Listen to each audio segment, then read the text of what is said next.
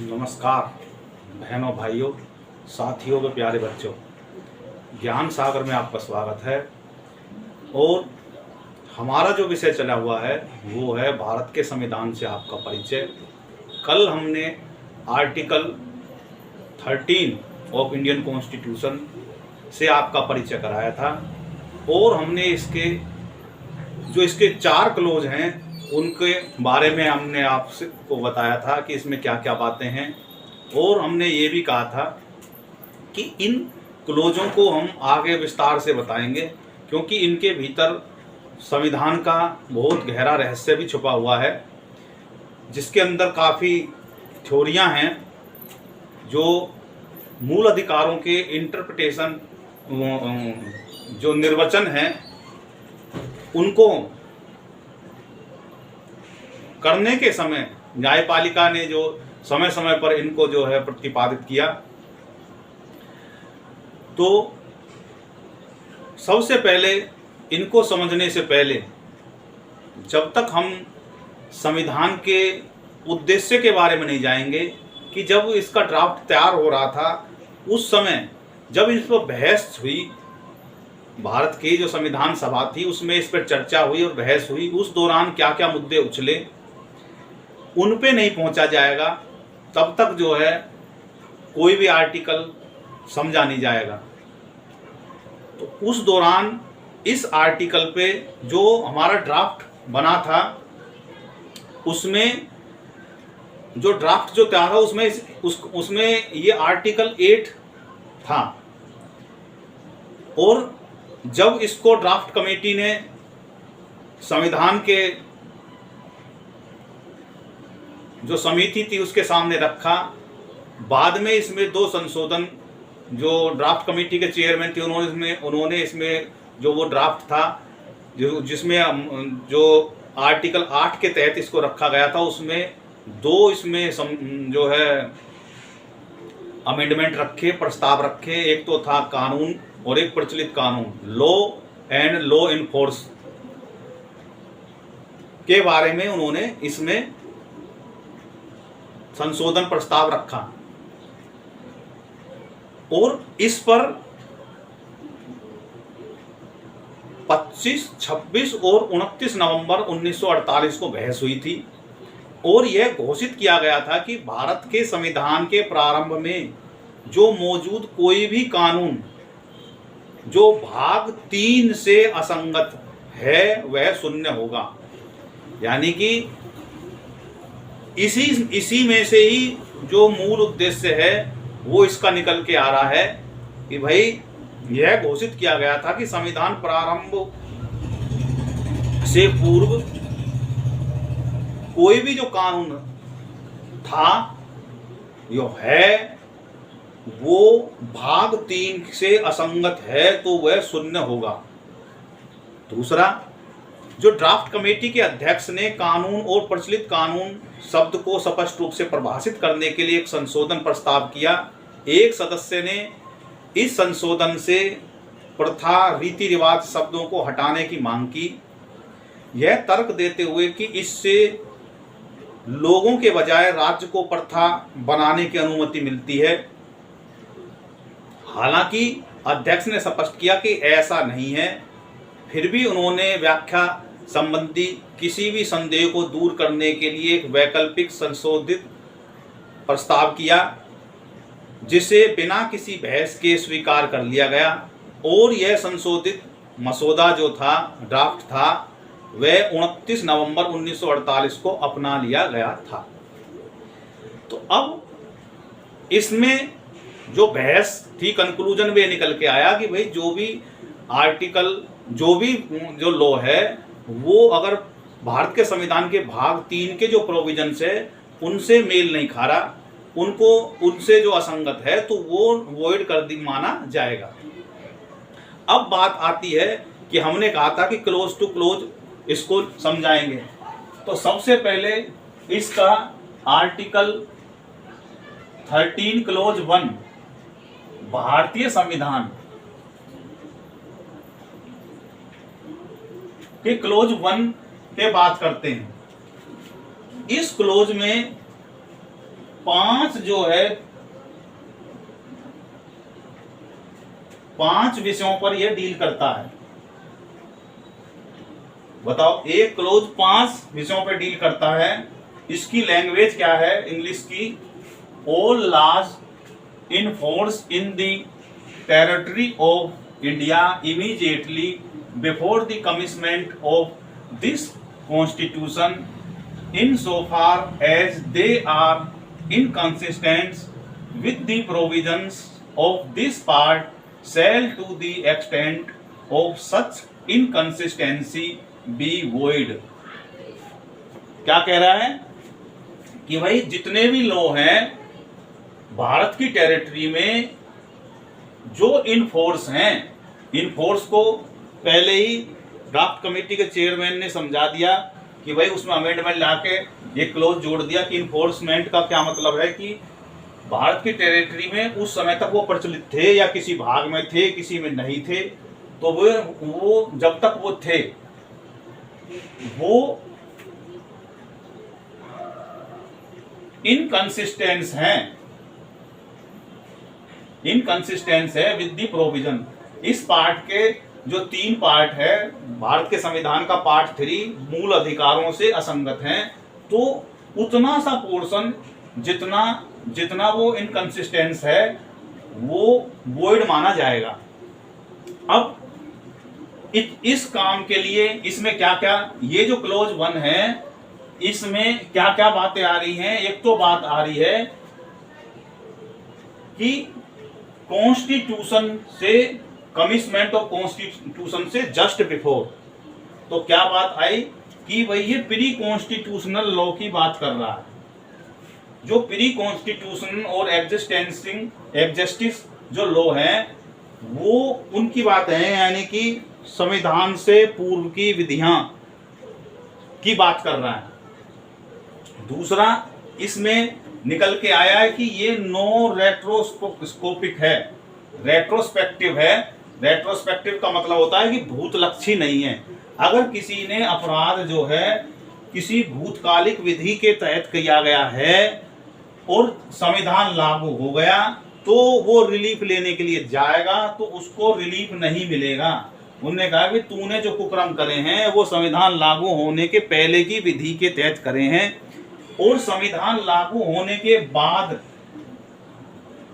अगर कोई वो अपराध होता संविधान लागू होने की डेट से आगे, यानी भविष्यलक्षी है ये, तो जो है क्या होगा, तब तुझको रियायत मिलेगी।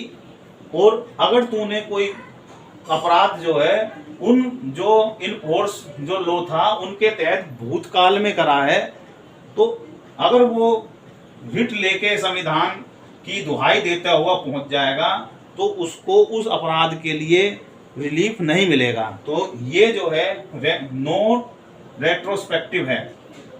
तीसरी बात क्या है इसकी डील कर रहा है कि ये रूल ऑफ सेवरेबिलिटी की बात कर रहा है। रूल ऑफ सेवरेबिलिटी का मतलब है पृथक्करण का सिद्धांत। पृथक्करण का मतलब क्या है कि जितना पोर्शन खराब है उसका ऑपरेशन करके पृथक कर दिया जाएगा, उसको हटा दिया जाएगा, तो वो है रूल ऑफ सेवरेबिलिटी। चौथी बात इसमें क्या है कि ये डॉक्ट्रिन ऑफ इक्लिप्स की बात करता है, ग्रहण का सिद्धांत। ग्रहण का सिद्धांत क्या है कि जब तक इन फोर्स था कोई लॉ, और जैसे ही ये संविधान बन के तैयार हो गया और इसका एक क्लोज आया कि भाई पार्ट 3 के कोई लॉ जो है वो इनकंसिस्टेंस है, तो इसकी उस पर छतरी लग गई और उस पर छाया पड़ गई, तो उस पर ग्रहण लग गया।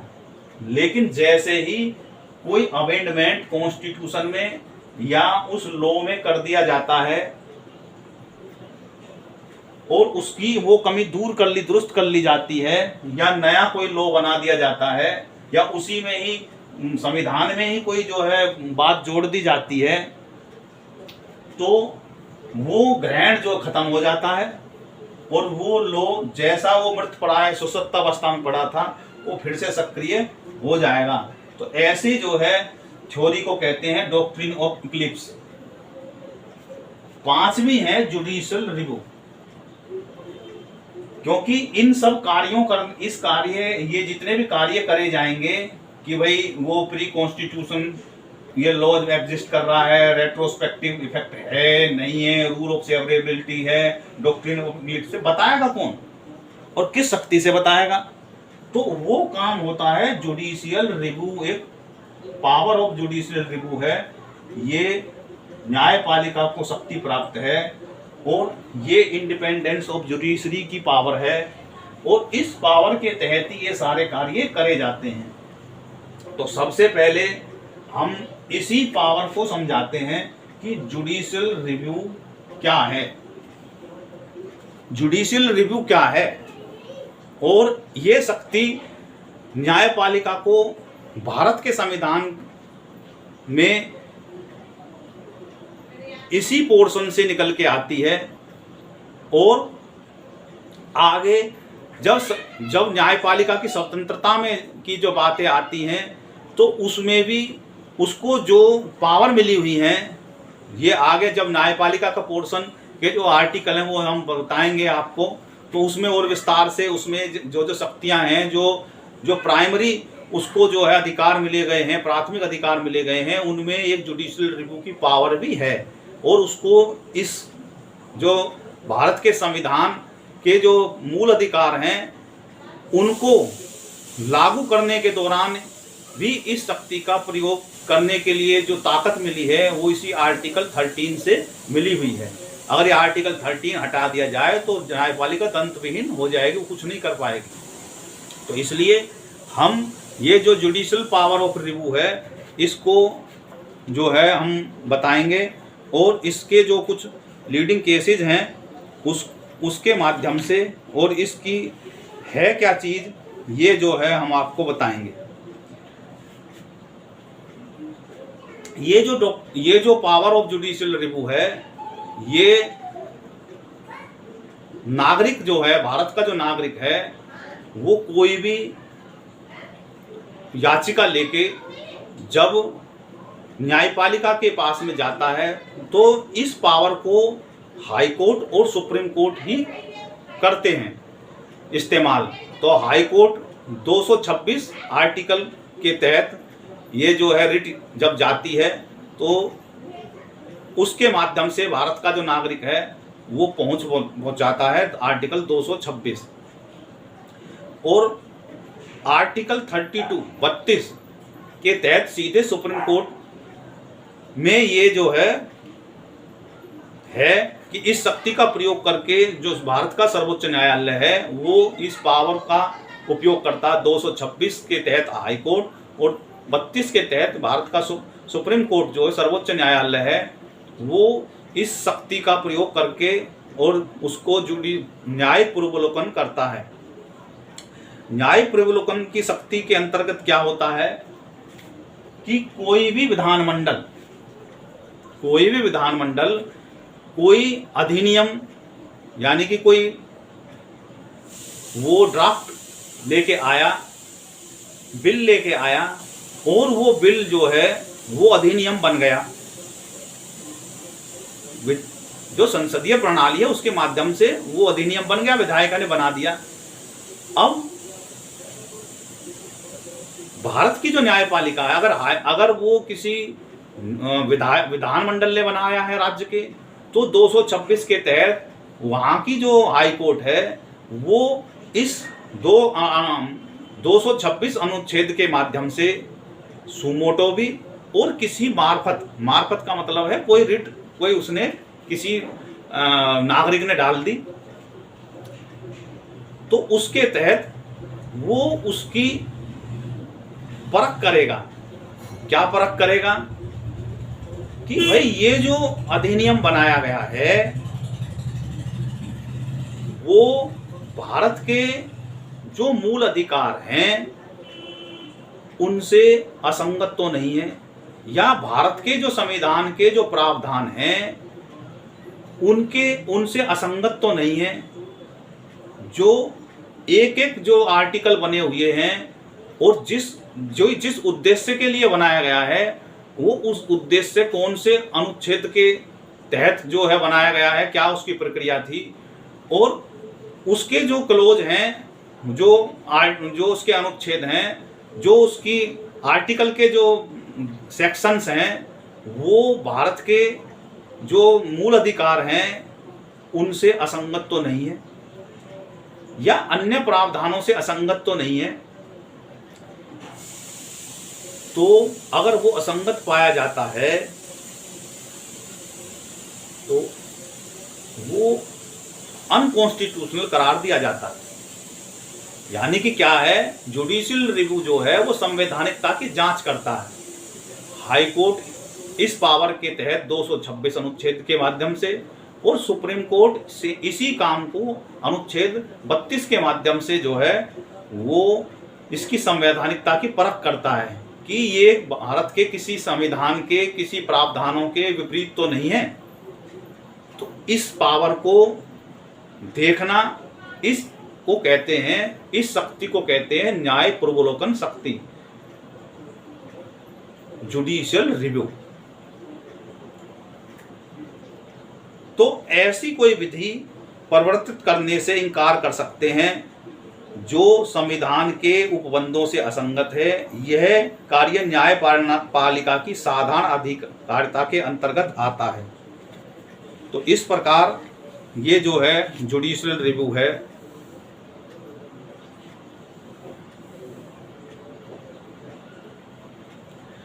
दूसरा,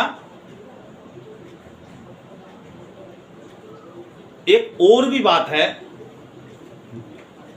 कि एक इसके अलावा और भी बात आती है, वो है separation of power. Separation of power क्या है? ये है सेपरेशन ऑफ पावर को कहते हैं पृथक्करण का सिद्धांत। ये क्या है? शक्ति पृथक्करण का सिद्धांत। शक्ति पृथक्करण का सिद्धांत क्या होता है कि अगर एक ही आदमी को सारे अधिकार दे दिए जाएं कि भाई तू ही कानून बना, तू इसको लागू कर, और तू ये देख कि भाई ये जो है संवैधानिक है या नहीं है, संविधान की परख भी तुझे करनी है, इसके खिलाफ कोई शिकायत करता है तो जांच भी तू ही करेगा, तो क्या इंसाफ मिलेगा? नहीं मिल पाएगा। अपनी कमियों को छुपाने के लिए वो पर्दा डालेगा। अभी हाल ही में जो ये नीट के एग्जाम हुए, और इससे पहले सीबीएसई ने एक नई प्रणाली लागू करी कि भाई ऑनलाइन स्क्रीन से उसकी जो मूल्यांकन प्रक्रिया है उसको ऑनलाइन के माध्यम से पीडीएफ मोड में स्क्रीन के माध्यम से वो टीचरों के पास में कॉपी चेक करने के लिए गई, और उसमें काफ़ी त्रुटियां हुई। जब ये मामला उजागर होने लगा तो वो पर्दा डालने की कोशिश, नहीं ऐसा तो कुछ हुआ ही नहीं है, कुछ नहीं था जी, बहुत बढ़िया ये चीज़ है। लेकिन जब बात सामने आई तो उसमें काफ़ी त्रुटियां पाई गई है। तो ये अभी हाल का मैंने उदाहरण बता रहा हूँ। तो अगर एक ही आदमी को सारी चीज़ जांच करने की, उसको बताने की, सब चीज़ एक ही आदमी को दे दी जाएगी तो वे अधिकारी जो अपने पाप को छुपाने के लिए, अपने काम में त्रुटि को छुपाने के लिए पर्दा डालने की कोशिश करते हैं। नहीं, ये तो झूठ बोल रहा है, आदमी को झुठलाने की कोशिश करते हैं। और यही काम अगर अलग अलग पोर्शन में दे दिया जाए तो क्या होगा? जिम्मेदारी अलग अलग हो जाती है, एक दूसरा की जो शक्ति है, शक्ति का विभाजन हो जाता है। भारत के अगर मूल में, दर्शन में भी देखा जाए तो भारत के मूल में भी ये 3 पावर अलग अलग मिली हुई हैं। कैसे? सृजन का काम के लिए एक देवता है, पालन पोषण के लिए दूसरे देवता बना रखे हैं, और संहार के लिए तीसरे देवता बना रखे हैं। यानी कि ब्रह्मा विष्णु महेश की जो त्रिमूर्ति स्थापित हुई है, ये भी पावर ऑफ सेपरेशन का उदाहरण देख सकते हैं। ये भारतीय दर्शन में, ये मूल में है पहले से ही। एक आदमी को सारी चीजें तो भगवान ने भी नहीं दे रखी, ईश्वर ने भी ये सृष्टि की संरचना करी तो ये कार्य भी 3 हिस्सों में बांट दिया गया। हमारा शरीर जो है ये भी शक्ति पृथक्करण सिद्धांत के आधार पे है। हमारी जो बुद्धि के अंदर जो 3 गुण दे रखे हैं, त्रिगुण जो दे रखे हैं, वो सेपरेशन ऑफ पावर के हैं। एक गुण ज्ञान में ये चेक करने के लिए कि क्या सही है क्या गलत है। एक हमारे अंदर भावना जागृत करता है कि हमने जो है वृद्धि करनी है। और तीसरा जो है वो पोर्शन है वो तामसिक प्रवृत्ति का है कि शरीर का नाश कैसे होगा। तो ये तीनों चीज हमारे शरीर में होते हुए भी अलग अलग भावों के तहत ये हैं। तो इसी प्रकार से भारत के संविधान में और संसार में ये पावर ऑफ सेपरेशन की डिमांड उठाई गई कि एक ही आदमी को ये तीनों चीज़ें दे दी जाएंगी तो वो बरवंड हो जाएगा, वो इतना पावरफुल हो जाएगा कि दुनिया को अपने सामने कीड़ा मकोड़ा समझने लगेगा कि जो मैं कर रहा हूँ वही सही है। तो मोंटेस्क्यू एक फ्रांसीसी दार्शनिक ने ये विचार जो है, अब उसको कहीं से आए हों, किसी फिलोसफी को पढ़ा हो सका भारतीय दर्शन पढ़ा हो, तो उसको ये विचार आए कि भाई शक्ति का पृथक्करण होना चाहिए, पावर ऑफ सेपरेशन होनी चाहिए। कार्यपालिका, विधायिका और न्यायपालिका ये 3 अंग जो है सरकार में होने चाहिए और तीनों की शक्ति अलग अलग करनी चाहिए। एक का काम दूसरा नहीं करेगा और दूसरे के काम में हस्तक्षेप भी नहीं करेगा। यानी कि विधायिका का काम कानून बनाने का है, वो कानून लागू करने में हस्तक्षेप नहीं करेगा, और कार्यपालिका का काम कानून को लागू करने में है। तो कानून बनाने के दौरान कोई विधायिका अगर उसमें कोई सुझाव दिया है या उसमें उस दौरान उसकी जो पावर है कि वो निरस्त करने आए उसमें बहुमत नहीं है, तो जबरन जो है उस कानून को नहीं लेके आएगी और उनके सुझावों के अनुसार ही वो कानून बनेगा। इसी प्रकार न्यायपालिका का काम है कि भाई तुम्हारा काम क्या है कि तुम्हारे सामने कोई संवैधानिक प्रश्न आ रहा है तो तुमको उतना ही बात जो संविधान को निर्वचन करना है, उसका इंटरप्रिटेशन करना है या उसमें जो रिव्यू करना है, वो उतना काम ही आपको करना है, ना कि कानून बनाने का काम आपका है। ये आप कानून बना के दे दोगे जी वो कानून है जी हमने बना दिया और इसको ये आप कार्यपालिका लागू करे, तो वो भी ठीक नहीं है। तो इसलिए एक संतुलन बनाने के लिए सेपरेशन ऑफ पावर सामने आई। तो भारत के संविधान में जो सेपरेशन ऑफ पावर है वो डायलूट प्रकृति की है। अमेरिका के संविधान में ये सटीक बिल्कुल साफ शुद्ध है, और इंग्लैंड के जो में तो लिखित संविधान है नहीं, वो परंपराओं पे आधारित है, उसमें भी सेपरेशन ऑफ पावर नहीं है। कार्यपालिका भी वही है और न्यायपालिका भी वही है और विधायिका भी वही काम कर रही है। तीनों काम जो है कि उदाहरण एक ही आदमी पे वो इंग्लैंड के जो इंग्लिश सरकार है उसमें आपको पा जाएगा। तो खैर हमारा काम था कि सेपरेशन ऑफ पावर के तहत जो है ये होना चाहिए। तो इस प्रकार इसके अगर जहाँ सेपरेशन ऑफ पावर नहीं होगी निरंकुशता आ जाएगी। तो ये जो हमारा आर्टिकल है ये उसकी जो सेपरेशन ऑफ पावर की बात भी ये कर रहा है कि भाई अगर किसी ने जो है ऐसा कानून बना दिया और उसमें कोई त्रुटि है तो ये जो सेपरेशन ऑफ पावर है, जुडिशियल रिव्यू जिसके तहत जुडिशियल रिव्यू करने के लिए न्यायपालिका को जो शक्ति मिली हुई है वो सेपरेशन ऑफ पावर उसी के तहत है और वो जो है इसकी परख करेगा। ये जो कंसेप्ट है ये इंग्लैंड में, अमेरिका में वो मार्बरी बर्सी मेडिसन के मामले से निकल के आया और उसमें वहाँ के जो न्यायाधीश थे जस्टिस मार्शल, उन्होंने इस निर्णय को सुनाते हुए कहा कि संविधान देश की सर्वोच्च विधि होता है, इसमें परिवर्तन एक विशेष प्रक्रिया के द्वारा ही किया जा सकता है, अन्य सभी विधियां संविधान के अधीन होती हैं और उसमें आसानी से परिवर्तन किए जा सकते हैं। जिन लोगों ने लिखित संविधान की रचना की थी उनकी निसंदेह रूप से यह धारणा थी कि संविधान देश की मूल और सर्वोच्च विधि हो। इस सिद्धांत का स्वाभाविक परिणाम होता है कि विधानमंडल द्वारा निर्मित वे विधियां जो संविधान के उपबंधों के विरुद्ध हैं अवैध घोषित की जा सकती हैं। संविधान के विरुद्ध विधियों को अवैध घोषित करने की शक्ति किसे होगी? यह बात न्यायपालिका ने कहा कि यह शक्ति निसंदेह रूप से न्यायपालिका की ही होगी। तो ये जुडिशियल रिव्यू का काम क्या है? इस जो है जो निर्णय आया, जजमेंट आया, उसमें जस्टिस ने कहा कि भाई जुडिशियल रिव्यू क्या है, कि जुडिशियल रिव्यू क्या ये है कि भाई कोई बात, कोई लॉ जो है, जो भी देश का जो संविधान है वो उसका मूल होता है। सारी विधियों का जो मूल होता है, सर्वोच्च विधि होती है, वो उस देश का संविधान होता है और उसी संविधान के दायरे में रहकर कोई लॉ बनाया जाता है। अगर उस संविधान के विरुद्ध कोई लॉ बन गया है तो कौन बताएगा कि ये लॉ अवैध है? तो ये काम निसंदेह न्यायपालिका का है और न्यायपालिका को ही ये कार्य करना चाहिए।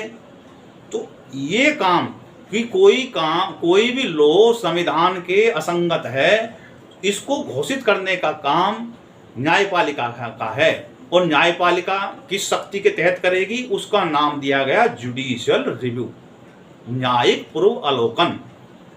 पूर्व अवलोकन का क्या मतलब है? दोबारा से अवलोकन करना कि ये कानून संविधान के सम्मत है या असंगत है। तो इसमें क्लियर कट बात आई। अब बात आती है भारत के। तो भारत में इसके अनेकों उदाहरण मिलते हैं।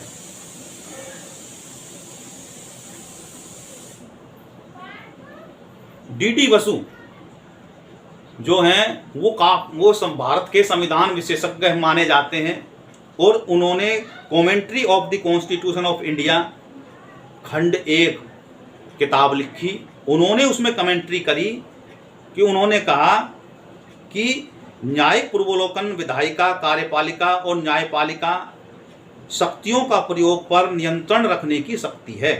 न्यायिक पूर्वावलोकन की धारणा का उद्भव सीमित शक्ति वाली सरकार के सिद्धांत से हुआ। इस सिद्धांत के अनुसार विधि 2 प्रकार की होती है, एक साधारण विधि, दूसरी सर्वोच्च विधि। अर्थात संविधान देश की सर्वोच्च विधि अन्य सभी विधियों का आधार और स्रोत होती हैं। कोई भी विधि जो संविधान के उपबंधों का अतिक्रमण करती है, अतिलंघन करती है, असंवैधानिक मानी जाएगी। किसी देश में किसी संस्था को इन विधियों को अविधि मान्य घोषित करने का प्राधिकार प्राप्त होना चाहिए और यह अंग निसंदेह न्यायपालिका है। जो बात उन्होंने अपनी कमेंट्री में कही वही बात अमेरिका के जो मार्बरी वर्सी मेडिसन का जो केस था उसमें वहाँ के न्यायाधीश जो थे वो जस्टिस मार्शल ने वो बात कही। अब बात आती है कि केशवानंद भारती वर्षित केरल राज्य, ये 1973 में आया।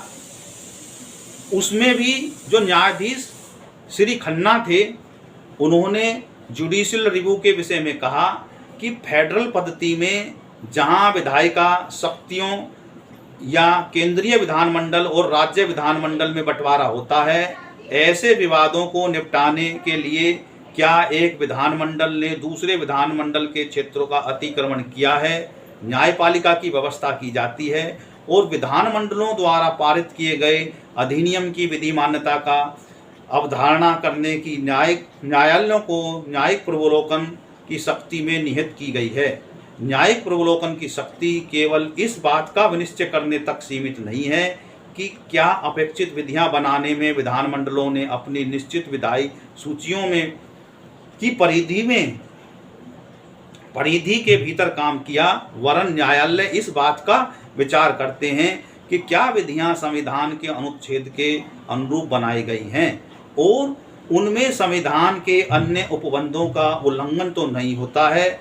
इस प्रकार न्यायिक पूर्वावलोकन हमारे संवैधानिक पद्धति का एक अभिन्न अंग बन गया है। सेम बात है, उन्होंने भी, जस्टिस खन्ना ने भी यही बात कही कि भाई हमारा काम जो है वो इतना तक नहीं है कि जो लिस्ट बनी हुई है कि एक विधानमंडल, जो लिस्ट बनी हुई है कि भाई कानून जो है बनाने के लिए स्टेट लिस्ट, कंकरेंट लिस्ट और यूनियन लिस्ट, तो इसमें और एक, क्योंकि फेडरल स्ट्रक्चर है, मान लो एक राज्य ने कोई कानून बना दिया और उसी की परिधि में दूसरे राज्य ने बना दिया, तो अब ये देखने के लिए कि भाई जो है ये तेरी तो आपके अधिकारिता के क्षेत्र में आता है नहीं आता है, यहीं तक सीमित नहीं है। हमारा काम जो है, न्यायपालिका का काम ये भी देखने का है कि जो कानून बना है वो संविधान के दायरे में रह के बनाया है या नहीं है, वो संविधान के अनुच्छेदों के विपरीत तो नहीं है, ये देखना भी हमारा काम है। तो ये जो है कार्य जो है वो न्यायिक पूर्वावलोकन शक्ति के माध्यम से किया जाता है। इसी प्रकार एक अन्य मामला आया मद्रास राज्य बनाम बीजी राव 1952 में। इस मामले में न्यायाधीश पतंजलि शास्त्री ने कहा कि हमारे संविधान में न्यायिक पूर्वावलोकन से संबंधित स्पष्ट उपबंध दिए गए हैं जो संविधान के अनुकूल हैं, किंतु यह अमेरिका से भिन्न है।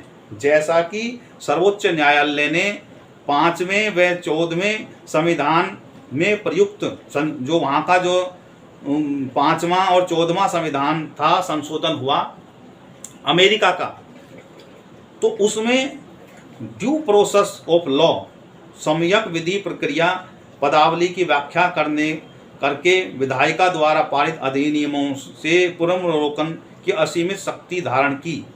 यदि कभी इस देश के न्यायालयों के समक्ष ऐसा महत्वपूर्ण और कठिन प्रश्न आए तो विधानमंडल के पदाधिकारी जानबूझकर आक्रमण की भावना से कूद पड़ने का उद्देश्य नहीं, वरन ऐसे समय उन्हें संविधान द्वारा दिए गए अपने कर्तव्यों को सीधे साधे ढंग से संपादित करना है। यह विशेष रूप से मूल अधिकारों के संबंध में सत्य है, क्योंकि संविधान ने उन अधिकारियों पर न्यायालय को एक सजग प्रहरी के रूप में नियुक्त कर दिया है।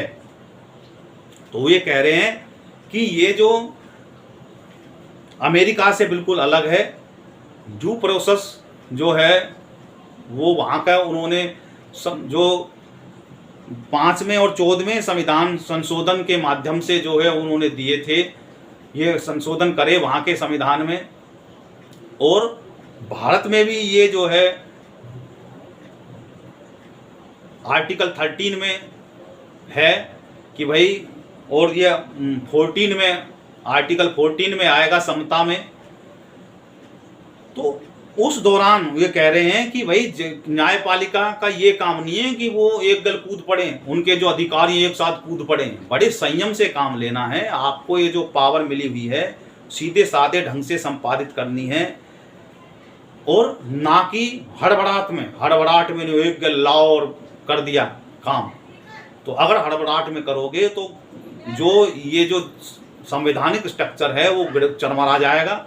आपको बड़े संयम से, धैर्य से, कोई मामला आ रहा है तो उसको जांच परखते समय बड़े संयम और धैर्य का आपने पालन करना है, ना कि हड़बड़ाहट में ये कोई काम करना है। आगे इसी को न्यायिक पूर्वावलोकन को आगे आधार बढ़ाते हुए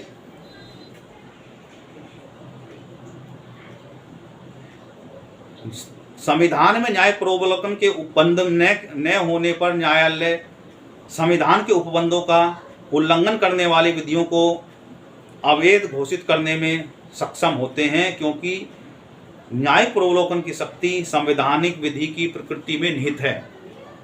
A.K. गोपालन बनाम मद्रास राज्य 1950 में ये मामला आया था, मामले में मुख्य न्यायवती श्री कानिया ने कहा कि संविधान निर्माताओं ने केवल चेतावनी के रूप में आर्टिकल अनुच्छेद 13 में न्यायिक प्रलोभन से संबंधित उपबंधों का समावेश किया है, अन्यथा इसकी अनुपस्थिति में भी न्यायालय को ऐसी शक्ति सहज रूप से प्राप्त है। भारत में संविधान सर्वोच्च विधि है और एक अधिनियमित स्टैट्यूट के को विधि मान्य होने के लिए यह आवश्यक है कि वह सभी प्रकार के संविधान के उपबंधों के अनुरूप हो। कोई अधिनियम संवैधानिक है या नहीं, इस निर्णय के करने की शक्ति न्यायपालिका को ही है। क्या है कि केस टू केस यही बात निकल के आ रही है कि जुडिशियल रिव्यू जो है वो क्या है, वो न्यायपालिका को यह शक्ति दी हुई है कि भाई कोई भी जो कानून है वो संविधान के सम्मत है या नहीं है, ये परख करने की जो पावर है वो जुडिशियल रिव्यू है। तो हमारा जो काम था वो ये समझाने का था, ना कि इसको केस टू केस लंबा खींचने का, कि जितने भी केसेस आए सुप्रीम कोर्ट के सामने उसमें उन्होंने ये समझाने की कोशिश करी कि भाई ये हमारा क्षेत्र में आता है और हमारा जो काम है वो ये देखने का है कि कोई कानून जो है संविधान के दायरे में है या नहीं है, संविधान के प्रावधानों के उल्लंघन में तो नहीं है। अगर मूल अधिकारों के संबंध में कोई प्रश्न आ रहा है तो वो जो कानून है वो मूल अधिकारों से असंगत तो नहीं है। तो ये जांचने का जो काम है वो जुडिशियल रिव्यू पावर के तहत ही किया जाता है। तो हम इस वीडियो में यहीं तक ही रखेंगे कि पावर ऑफ जुडिशियल रिव्यू हमने इसमें समझाई कि वो क्या है। अगली वीडियो में हम बताएंगे कि जो प्री कॉन्स्टिट्यूशनल एग्जिस्टिंग लॉ हैं वो, और ये जो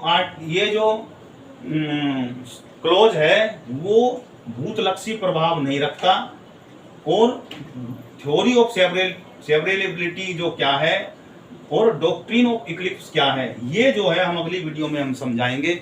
इस वीडियो में इतना ही। हमारा जो काम है वो किसी जो भारत के संविधान से आपका परिचय कराना है और जो उसमें चीजें दी गई हैं उनको समझाना है, इस तरीके से समझाना है साधारण बुद्धि का जो आदमी है वो भी समझ जाए कि ये चीज क्या है। क्योंकि देश के संविधान को ज्यादा से ज्यादा लोगों को समझना चाहिए, क्योंकि इसके आड़ में जो देश विरोधी लोग हैं वो ये कहते हुए फिरते हैं कि देश का संविधान खतरे में है, अरे भाई ये तो सब ये कर देंगे। वो ऐसी हवाबाजी फैला के देश में आग लगाना चाहते हैं। हमारा काम क्या है कि भाई आप संविधान को समझो। कोई भी माई का लाल ऐसा कोई काम नहीं कर सकता कोई संविधान को मार दे, कर दे, खत्म कर दे, क्योंकि ऐसा कर ही नहीं सकता कोई भी ऐसी कोई विधि बनेगी तो वो उसके लिए जुडिशियल रिव्यू है, भारत की न्यायपालिका है, वो ऐसा काम करने ही नहीं दे सकती, क्योंकि उनको ये संविधान से ही पावर मिली हुई है। अगर संविधान भी बदला जाएगा तो भी जनता के माध्यम से ही बदला जाएगा, क्योंकि संविधान का बड़े स्केल पे बदलना, उसके लिए संविधान अगर मान लो दूसरा संविधान बनाना है तो उसके लिए भी भारत के नागरिकों के से ही एक जो है चुनाव होगा और उसके लिए वोटिंग होगी, तब उस माध्यम से होगा। छोटे मोटे परिवर्तन अगर होने हैं तो उसकी भी परख जो न्यायपालिका के माध्यम से होगी। तो कौन कैसे बदल देगा। तो ये जो बरगलाने के जो वाले जो लोग हैं, जो देश में आग लगाना चाहते हैं, उनसे सावधान रहना है कि जरूरत है। हमारा काम है देश के लोगों को संविधान समझाना और उसको समझना। अगर चीज़ समझ में आ जाएगी तो एक कानून के विद्यार्थी हो या नहीं हो, पॉलिटिकल साइंस के विद्यार्थी हो या नहीं हो, देश के युवा पीढ़ी हैं, उसको ये समझना चाहिए कि भाई आपको इस्तेमाल करके कोई दुरुपयोग ना कर दे, देश विरोधी गतिविधि ना करा दे। इसलिए आप सजग रहें। भारत माता की जय। जय हिंद, जय भारत।